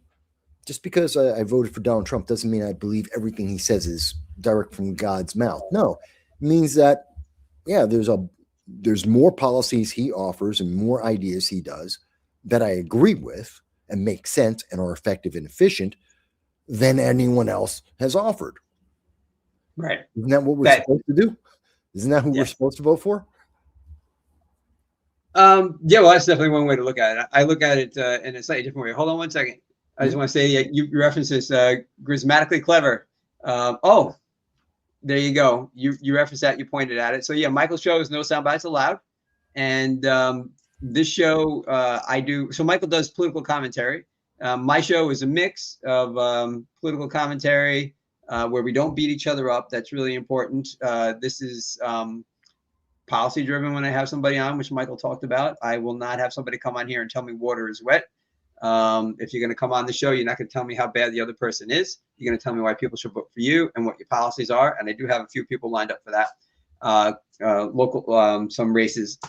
And I'll bring more on as I go along. Grizzly, this is my 10th show, and I'm glad you're here. Like, comment, and share. And like, comment, and after my show, go over to No Soundbites Allowed and subscribe to his as well, because he's got an awesome show. He does Wednesdays and Sundays. Charles first. Do Charles first. Then you can come to me. Thank you. Yes. There's room in the creative arts, and when you're doing these sorts of shows and you're in the creative field, there's room for everybody to succeed. Absolutely. I go to like 5 or 6 different shows every day watching folks, you know, to get the news from all different aspects. So anyway, I also have music on. Yeah. I'm sorry? I was just gonna say, if all my friends can make $10 million, I make $1 million. We're all millionaires. Who's upset? Right. That's the way I like to look at it. As long as I can pay the tab, I'm good. You know. Yeah. So the what was I going to say? I just lost my train of thought because I want that $1 million. You're going into music. You were talking about music. Oh yeah. So tomorrow, so I do music, sports, you know, topical conversation, arts and entertainment. I am efforting to early next year. I hope to have my first big baseball show. I'm efforting as tomorrow. I'm going to have on a jam band, and I've had a couple of rock bands on, heavy metal bands from New York. One from Rochester, New York, called Wicked. They are amazing and great guys. Beyond that, so that's where my show is, and I am on. Just in case folks aren't aware, Saturday and Sunday are matinees, as we're doing today. Monday, Tuesday, and pretty much every Wednesday, I like to go off at 7 o'clock. Wednesday, sometimes I have to be at City Hall in Daytona Beach, and I'm going to work on recording earlier and then just having the show go off at 7 o'clock that night to stay steady with it. Thursday and Friday, I have writing commitments, so I won't be doing shows on those nights. So that's the steady drumbeat of my shows. So tomorrow afternoon, it's actually 12:30. The matinees can be at different times. I will have a band on, Jeff Suma and the Roasters, and they are a jam band. They do like 7-minute, 9-minute songs, really psychedelic type of rock, blues, all that kind of stuff. And we're going to go get into their music and talk to them and their influences and what makes them tick and where they're headed in the next year. They had an album drop this year, and what they're doing next year as far as touring and as far as new music. So that's my show, and definitely check in with Mike. I don't know if you caught the part if you were there earlier, but I like to double check everybody, and Michael absolutely not only is entertaining, He's informative, and he is not making any of this stuff up. I've never once been like, I can't find that information when I go to double check him. So he is definitely on top of things. One thing that I'm known for across New York State, many politicians, they don't like to admit it necessarily publicly, but pretty much all the parties at least kind of know me. And one thing they know is I'll be harsh, but if Mike's calling this, he's got the numbers. He's got the data to back up what he's saying. And even if they don't like it, they know it's. I make that a very big point. And as we're talking about this, it reminds me of another aspect of this, is that when you're in the media, you're gonna make mistakes. You know what I mean? I mean, it happens. I mean, I'm a reporter for a local newspaper down here, and I have a guy who's given me stories before, and he guaranteed that that something was going to happen, and I spoke to the people involved, and it's front page news in this newspaper, and I get a call today, it's front page news, and my contact is like, it's not happening, and I called the editor, and he's just like, oh, that's an oh fuck moment, and I'm like, yeah, I know. So we had a correction. Obviously, online, you could put a correction up right away, and then the next week in the newspaper. But that kind of stuff happens, So like that, you're not going to be 100%, but you try. Michael does it. I do it. You try to be 100%. I never want to be wrong. You can't be. And yeah. But the answer is, don't ignore it. You just go, okay.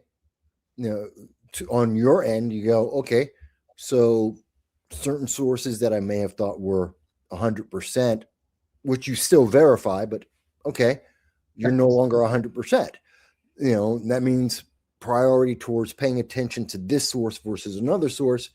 Maybe that shifts. Maybe the weighting on how they're describing something versus another source describing it. Yeah, it might shift a little bit to someone else. Why? You just lost a bunch of credibility with me. That doesn't mean it goes to zero, but it does mean it isn't where it was. Yeah. And to the audience, you go, okay, here's what I got wrong. Here's why I got it wrong. Here's what I'm going to do going forward. I know that for myself. 2 weeks ago, well, not this Sunday. Yeah, 2 weeks ago, Sunday, I did my season 7, episode 48. And we were talking about the Brown shooting. I think it was 48, might have been 49. And during the show, we were still very early in on the Brown University shooting, and it was day 3 or 4 of the police, or day 2 of the police looking for the shooter. And we believed that there was a suspect. And there was a person of interest that was brought in. Now, depending on which source you looked at, it had different information. But I was live. And I was talking about the shooting itself, and I was talking about gun laws more than the shooting. But my audience told me, hey, no, you're behind. Breaking news, they have a name. So live with everyone, I pulled it up, and I pulled out 1 or 2 sources that internationally credible national news sources, U.S. news sources. And I said, okay. And they're naming this guy, and they're like, okay. I think one did say that he was the shooter. The other said he was a person of interest. They worded it very vaguely so they get away with making you feel like this was the one who was guilty. And I said, okay. I went through the rest of the show, and I named this person as he was named and said, okay, if he did this, he's evil scum, and he needs to be tried at the highest levels of the legal system, to the harshest prosecution of the law, because I believe that about anyone who does a mass shooting. Well, then we find out almost 24 hours later, wrong. That isn't the case. The media was wrong in the way they rushed to that. Right. And to an extent, I was wrong because I did name him as well. You know what? I did another video, and I came out and I said, no, that was wrong. This guy's innocent. He didn't deserve any of the negativity that was directed at him. And I wasn't trying to target him. I was targeting the crime. But yeah, I was wrong. You did your correction. And we move forward. Yeah. Yeah. So let me ask you this. I'm going to take it into a place that I wasn't thinking about before. But since we're talking about the media What are your trusted sources? I have over 20 sources. Oh, smokes. Most people do things like they watch Housewives of I could give a damn less. They Right. watch sports ball of whatever type that I don't care about anymore. Uh-huh. Used to like baseball, used to like football, don't care Yeah. anymore. Still like Mhm. soccer in the World Cup, but don't Okay. follow it other than that anymore. Um, and I could care less about any entertainer. Don't care about any of them. I don't care what they think, but I love. Yeah, I know what you mean. Well, no, I don't care about them at all. Right. And here's why: Okay. they don't change your life. No, I agree. Entertainer buys something, dates someone, whatever they do, doesn't change your life. I could care Mhm. less. And when they have opinions, like LeBron James, China's a great place. You're an idiot, LeBron. You're not Okay. living the average Chinese person's life, nor are you talking about their politics. You just got paid a bunch of money to bounce a ball on their court. Yeah, you're going to say they're great. And you're not mentioning that, as you say, they're great. By the way, they gave me a ton of money to say this. At least be honest about it. So, that's why I don't credit them. So Yeah, I yeah. don't do any of that.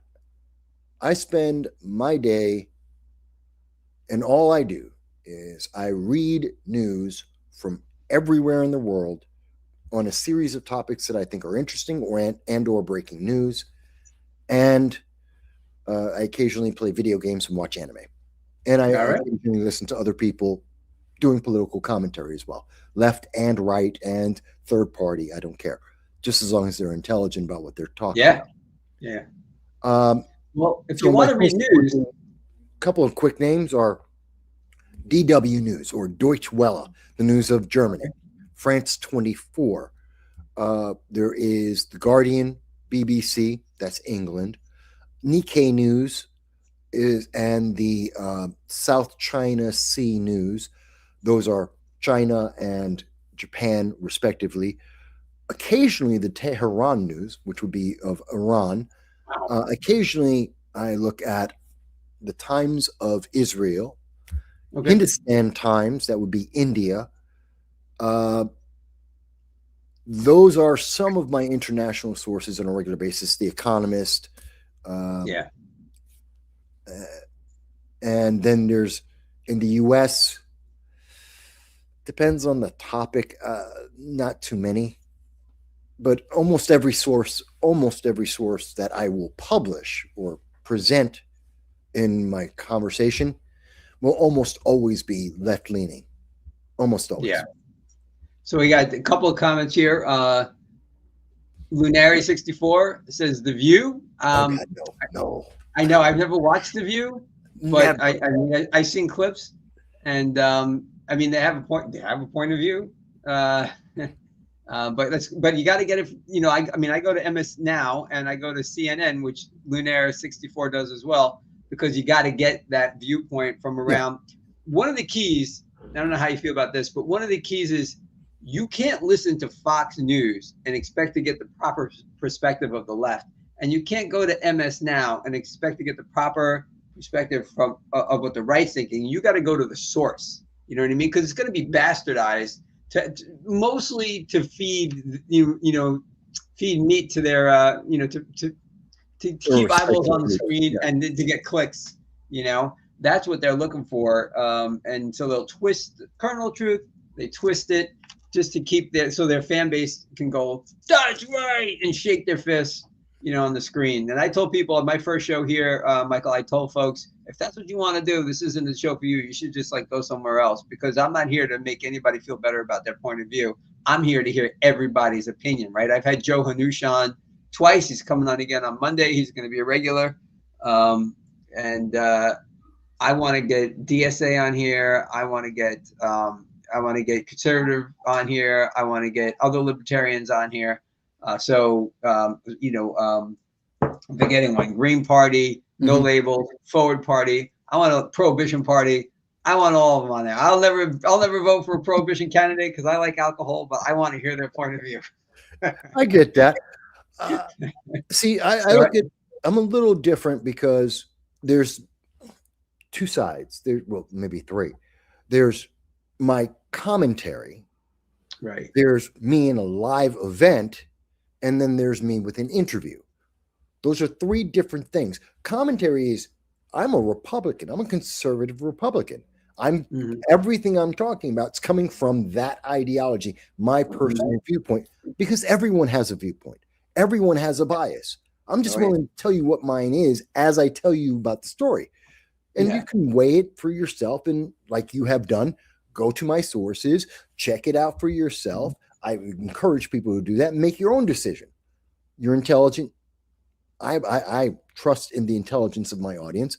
They'll make up their own mind. Whether they agree with me 0%, 50%, or 100%, I don't care. Although it should never be 100%. There should always be some doubt. But whatever the amount, and that's fantastic. That's me as a commentator. If I'm in a live event, that's pure news. I'm there to capture the widest, broadest aspect of what is happening. Not what do I think's happening or how I feel about it. I don't care. You really don't have to care. My feelings are not part of this is the news. This is the event. And I can come back afterwards and analyze it and look at it from my perspective. But if I'm doing something live, that is about that event, letting the public see it and hear it as it is, uncut as much as possible. And then interviews, and this is what scares a lot of people on the left, although I've had a lot of politicians and candidates who are left or third party who have radically different ideas than I do. And I'm like, no, you're coming on. And same rules for everyone. Going to treat you the same as anyone else I would talk to. The right, my friends, no one gets a pass. Everyone gets treated the same. Everyone's fair. I don't do hot mics. I never intend to make anyone embarrassed. If you do that to yourself, that's on you. I'm not going to trap you. I don't do gotchas. Yeah. I agree. And I think that's that's my way of approaching it. Right. So Lunar I-64 said that he was just joking. I would imagine that would be about The View, maybe both The View and CNN. Probably The View. And then he said, actually, the reason I follow Mike is because he does his homework. Does news channels that I do not check. Yeah, you named a lot. Those sources are great. Absolutely, I don't check those. I know I should be. And you can't be. I'm sorry, you can't be there, and you can't be there for being informed. You can't be there for being informed. You can't be bad for being informed. So thank you for what you do. All right. Yeah. Well, I think he's saying that I check more stuff that most people can't. I'm watching stuff that most people don't. Like most people in America don't even know what DW or Deutsche Welle. They don't even know it exists. France 24. They have no idea what it is. Some people have heard of the BBC probably because of Doctor Who, but they don't realize that's also news. And each of my sources, I try to use, almost every source I try to do, is an internationally recognized source. Yeah. Not everyone is, and that's sometimes because not every story is international or big. Sometimes you have to go more and more local, more and more isolated, because that's where the story is. Mm-hmm. So you have to trust more on that source. And sometimes they're not 100%, but then I also let my audience know, here's the link. This is what I see. This is what I'm reacting to. If you think it's wrong, okay. That's, if you don't trust the source, it's okay. Yeah. That's what I do. I do local reporting down here, mostly for the Daytona Beach area. The county is called Volusia County. We cover the entire county, but mostly for Daytona Beach, which is fun. It's been a roller coaster lately. A couple of suits over gerrymandering, where people, the people in the suits have flat out said they're fixing the election. Inappropriation of funds. It's been a blast lately for the Daytona Beach City Commission, and I get to cover it. So I'm there almost every single night that they have a city hall. It's every 2 weeks. I'm there almost every time covering that and other stuff. The restaurant stories are a blast. You get to get out there in the public, and authors and things like that. That's the other one. I think it was Grizzly that was asking. Yeah, authors. I'm gonna have authors on my show on a regular basis. I've had two. I've got one coming up, I think on Tuesday night is the night that we decided that he'll be on. So yeah, that's great. I love speaking to authors as well, and getting that information out. Speaking of sources, we got the Hill here. Well, that's not the one I want. I got to remove that one. Holy smokes! Did I lose you? Did I lose one? I got another great story here that I want to get to. I'm gonna have to go back in and share. Oh, I see what happened. Okay, so remove that. I said remove. Darn you. Okay, so SteamYard, it's so fun. all Some of the right, platforms that we reach out and use to reach you guys to stream with, some of them are a little wonky sometimes. yeah, definitely, and yeah. So like, I've gotten pretty good because I couldn't do these things that I'm doing now, like sharing the screens when I had musicians on. You know, the first musician I had on, I couldn't bring up their videos, so I've gotten pretty good with that. So we're gonna do a little news here that I saw only a couple of hours ago, and I am psyched. Oh yeah, I heard about that for a while. I don't think Michael's as psyched about this as I am. There are 3 casinos that have been approved for New York, and one of them is right outside Citi Field. And that place, for folks who don't know, has been a bit of a disaster area. Even when it was known as Shea Stadium, it has not been a nice place to go to in the surrounding areas. Let's say like in St. Louis, where they have Ballpark Village, and in Atlanta, where they have the Battery. These are all these kind of great villages with restaurants and things to do before the game, after the game. So it's a whole day thing. That is going to be happening next to Citi Field. But before we dive into that part, here's one of the key things that got my attention. No construction timeline was released. And I have been covering developments for quite a while, and I can tell you that's not a good sign when they don't even know when they're going to start shoveling dirt. So this could just be a bunch of nothing in the long run. It's a home run, and they love home runs. Great headlines, right? Well, but if you don't know when you're going to start, that's kind of dicey. But beyond that, this part really caught my eye, and this is cool. This is one I was just referencing in Flushing, Queens. The Hard Rock International and the New York Mets owner, Stephen Cohen, will bring Metropolitan Park, 50 acres surrounding the baseball team's home stadium of Citi Field. And they're going to have things like casinos and sportsbook betting and restaurants. And I'm sure there'll be live entertainment before the show to get you down there with bars, and there'll be afterwards. And to me, that is, heaven on earth, because I bleed baseball, in particular the St. Louis Cardinals. I bleed Cardinal red. But Michael said that this is a bunch of malarkey when we were talking about it beforehand. My words, not his. But that's what it sounded like when he said it to me. So why don't you like the idea of having these casinos in Queens and in Brooklyn, and particularly the one around the stadium? What's the issue here that you see? State-run casinos, government-run casinos are poison. Point blank, 100%, they are poison. This will destroy or help to destroy New York City. The reason why they're making the announcement, they need a home run. And we see this from many politicians over and over again. They have this, we're going to fix everything. Here's the one thing we're going to do that will fix everything. New York State, you can talk about drone testing sites. You can talk about the movie studio. So Hollywood, East Coast, they tried it with that. You can go to hemp. There's a lot of these things. It's the home run. We're going to bring in industry and money, and it's going to change the entire economy, and it's going to restart New York. This is great. It doesn't matter if it's the left or right saying it, and I'm using New York specifically because I live here, but it never works. Those are all failed ideas. The trick is, the point is, my side is doing something really, really great, and I need to re-elect them, to give them more money, to support them because they're the good guys.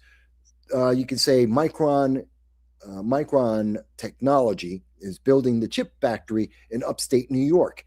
That was fantastic. It's going to be $300 million going to New York State, transform everything. There's going to be thousands of jobs. It's good for everybody. 3 weeks ago, almost a month ago, Micron came out and said, by the way, we're delaying the start of the factory being built by another 2 to 3 years. They're not going to even start digging the first piece of dirt to build the factory until 2032. That's 10 years after they made the announcement, because it's nothing. Now there's Elise Stefanik came out and said, was speaking for the Commerce Department about 2 weeks ago, and said, hey, not Micron, X-Lite, another chip factory is going to maybe kind of sort of, they're thinking about building a factory in upstate New York. It's $150 million. It was a letter of interest, a letter of I heard about that. Yeah, we're thinking about it. We're thinking about maybe kind of sort of, unless someone gives us a better deal, building a factory in upstate New York at some point, maybe in the future, down the road. Don't know. Yeah. With an unknown number of employees. This is the biggest news in New York State, and it's going to bring in jobs forever, and everyone's going to be happy. At least you did it because, one, it was a commerce deal, not Elise Stefanik as a congresswoman or as an individual. It was the Department of Commerce that made the deal to get the interest in this. And there's no jobs and no details. It's meaningless. You just wanted people to say Republican and give Republicans money and vote Republican. That's all she wanted. I get it. It's cheap. I don't like it from the left. I don't like it from the right. Okay. What they're doing in New York, casinos are an extra poison on top of that. Not only is it the home run theory, but, and I mentioned this, I always mention this to people, how easy it is to know casinos won't work. How does a casino make money? I asked you this. Yeah. Go ahead. No, I was going to say, well, I mean, obviously they make money by bringing in people to gamble and basically almost spend their money in their casino. And there's actually, if you go to Vegas, and I love Vegas, but there's actually, they try to capture you. Like they want you in their casino the whole time, making night look like day, giving you great food. And if you're there a lot, you get comp this and that. But so it's like a people capture to keep you there and to spend money there. Well, yes, in essence, but let me be even broader on this. Yeah, sure. Casinos make money by taking money out of the community. Mm-hmm. If the community has a tourism aspect to it, then that tourism is also part of the money the casino's taking. But that's the only way a casino can operate. Forget about profit. They can't operate unless they take money out of the community, whether that's with tourism or without it. And in every single state-run, government-run casino where they're licensing it out for someone to do this, the communities that casino is in is a net negative because they're taking money away from whatever else you would spend it on. Money's not going to the homeless. It's not feeding any of the poor. It's not helping anyone get a job. It's not helping small business. It's not helping education. It's taking money away from anything. I don't care whatever your thing is. You think that it's you're an eco fanatic. It's taking money away from your idea. I don't care what idea you have. That's how they exist. And if that's how they exist, how can it be a benefit? And what we see, if you look at the data, you will see consistently, and it doesn't show up in the first year. The first year always looks brilliant, and that's when all the news stories come out. We broke the ground. We hired 500 people to build the place. We hired 100 staffers. See, we're making all these jobs. It's great for the community. Yeah, and then what happens after you open? Right. What happens in year 2, 3, 4, and right around year 3 or 4 and thereafter, now you see all the money that is in the community is being drawn away into that casino, and you see unemployment, you see an increase in poverty, you see an increase in crime, and general crime, credit card theft, identity theft, a bunch of things, scams of various types, and also violent crime, because that feeds off that poverty, that feeds off that negativity of desperation and hopelessness. And I don't blame the casino, because you've got Vegas, which is a very unique, very special case that has had a long history to establish itself. And even there, they're constantly reinventing and changing that environment because they can't consistently just be Las Vegas. They're Las Vegas with kids or without kids and all this other stuff. And they have a limit on how many casinos they can have. You notice every time they build a new casino, another one closes because they have a saturation limit. Now you look, and they're kind of struggling right now. Actually, I don't know if you've heard about that, but Vegas is gotten to the point where like nickel and diming people to death, and people are starting to stay away. And this goes back to first reports of this actually were during the Super Bowl when the Super Bowl itself, of course, was fine, but the hoteliers were saying that they weren't as full as they thought they would be. And it just kind of progressed from there. The attendance, visitations, tourism for Vegas is down the last couple of years, and some of them have come up with programs and things like that to try to make it more amenable. I've been there twice in the last 3 years, and I absolutely love it. It is super duper expensive, and when it was convenient, we would just run over to a Walgreens to buy water just to save. I was there in about the last 2 years. 2 years ago, was the last time I was in Vegas. I spend my time. I don't go. I used to live in Atlantic City as well. I don't spend my time in the casino. I spend my time other than actual gambling. But if I have the opportunity, I spend my time going to the town bars. I think the Golden Grill was one of the places I was hanging out with the last time I was in Las Vegas. Had a fantastic time. I'm hanging out with the workers, the regular people who actually live in Las Vegas, and I'm hanging out with them. And they were telling me about the rise in crime, the rise in violence, the rise in gangs. That happened because the revenue from the casinos were going down. The tourism was going down even 2 years ago. And that was starting. And when that happens, you don't have new cash coming in. You don't have, which feeds everyone else. As long as you have more people and more cash coming in, it can feed everyone else. That system works in a very specific place like Las Vegas, which has all the benefits built in. Now you go to anywhere else, and in particular, New York City, just like New York State. I was against Prop 1 when they first came up with this stupid idea to have government sanctioned casinos. And I said, it's not going to work, and it's going to create more poverty, more crime, and it did. And now New York City, this is going to be great for New York City. It's going to bring more jobs in. It's going to be good for everyone. By the way, how are the other casinos doing? They're begging New York State for loans and for money because they've already drained their local communities, and several of them are on the verge of bankruptcy, and the communities have more poverty and crime. It has failed in New York State, but New York State loves to take a failed idea, put a new headline on it, and say, see, it's a new idea. This will work this time. No, it won't. It's just like socialism. It never works. This is stupid. It is bad. It is going to create more crime, more poverty, more depression, and it will help to every problem in New York will get magnified because of these casinos. And everyone who thinks, but it's going to put money in the pocket of children, it'll take 10 times as much money out of the parents' pockets for those kids. It is stupid. I am against it. Okay, we got a question here from. Yeah, I think so. So, Grismatically Clever asked, how many people will spend their light bill, rent, and take loans out to lose in that place? And that is true. People definitely get in over the head. There's no question about that.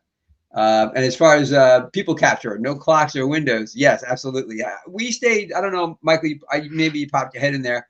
The 2 times that I've been out there 3 times, but the 2 times recently in Vegas, we stayed at the Venetian. And that place, it is the canal inside is beautiful. The shops are beautiful. They make it look like it's light there. There are no clocks, there are no windows, but you feel like it's daylight no matter when. When you go into the shops area, like the casino is one thing, which is nice, super nice too. But when you go into the shops area, where you can hop in a canal just like you would if you were in Venice, you really kind of feel like I never really have to leave here. There's tons of food, all different kinds of cuisines, all different kinds of price points. And and it's just an absolute blast. But yeah, they don't want you to know what time it is. You're right. They don't want you to know. They don't You're want not you to see thinking of the outside. oxygen. Stay here and spend your money. I'm The sorry. thing you're not realizing is they also pump in oxygen. Oh, okay. They'll help give you extra energy so that you don't get tired as quickly, so that you can be awake more and you can still take advantage of all the fun. It's psychological. Again, I'm not against that casinos have decided to do this. I'm not even against casinos. I'm against government sanctioning casinos, and that every state has suddenly said, this is my get rich quick scheme. And it's good for 1, maybe 2 elections before it fails. And that's my problem with it. If you want to have a casino, fantastic. Just tell everyone all the negatives that go along with all the potential benefits. And by the way, if your local town, you live in Podunk, America, no one's coming to visit you. So this thing isn't going to bring in tourism. It's taking your money from your community. Realizing that, if you say yes, it's yours. If you say no, well, that probably makes more sense. Yeah, I got to say, like, if you go to Atlantic City, folks who have been to Atlantic City, you will see that. I'm still here. Oh, I'm still here. Okay. I'm still here. All right. Yeah, you will see that the drive up isn't nice because there's been no spillover for all the years that it's been there to the local community. That's for sure. Now, Vegas is a little bit nicer. There's some nice areas like Summerlin and some of the surrounding areas. When I've gone into the suburbs, I've seen some decent areas, a little bit better than Atlantic City, that's for sure. But Atlantic City, definitely, there's been no spillover effect to the surrounding communities. Nope. I lived in Atlantic City, 1 block, literally 1 block off of the strip, and you have abject poverty. Yeah. So that's that's the news of the day. So the topics I wanted to cover with you. Do you think you'd be able to get back on there? Give me a couple of seconds here. Sure. Yep, absolutely. Once again, I just want to tell everybody that I have a jam band coming on tomorrow. They're called Jeff Suma and the Roosters. They're from Connecticut. Their second album dropped this year, and we'll be listening to some of their music, finding out their influences, what's happening in the coming year for them, where you'll be able to see them, touring wise. On Monday, a libertarian commentator big in Volusia County in the Daytona Beach area named Joe Hanush will be on the show. And Tuesday, I have an author, Michael Pyle, coming on. And on Wednesday, I think I have a group coming on that is a little upset that some folks want to take water that we flush down our toilets and turn it into drinking water. So stay tuned for that. We're covering a large spectrum of topics in the upcoming week. A couple comments here I want to get to. I was out there for a pool tournament. I'm thinking Vegas, Prismatically Clever Blues. Yep, years ago for a week. And when the tournament was over, I couldn't wait to run out of that place. Side effects: 3 days of slot machines ringing in your head. Yeah. I don't do the slots, man. I'm there for the shows. I mean, the Bellagio is beautiful. The food is great. You watch the fountains. That's awesome. That stuff is cool.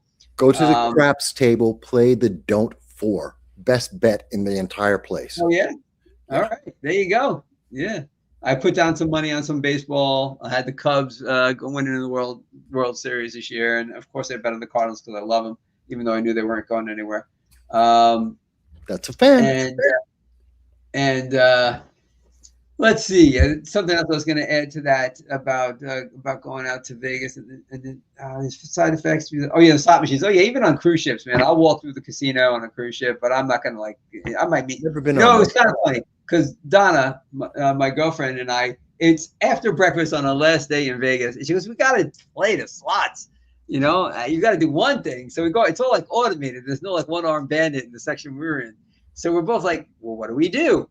I said, I don't know, just start hitting stuff. So she just starts hitting all these different buttons, and you can just tell by the sounds we won something. I'm like, we won something here. We won $20. We're like, okay, let's go. That was it. That's the extent of our gambling. Well, if you're going to play the slots, the smartest place to play the slots is next to the exit entrance and that hallway. they're rigged to go off more often, but they're going to Oh, pay wow. out far Yeah. less. How Yeah, about that? this way, their first thought and your last thought, like you just did, as you Yeah. just mentioned, first thing and Yeah. last What? thing you think of is winning, people winning. Won't be a lot, Yeah. but it goes psychological. Winning, Yeah. gambling, yes. And Yeah. that's why Good, they do it like that. good There's point. Because smart people.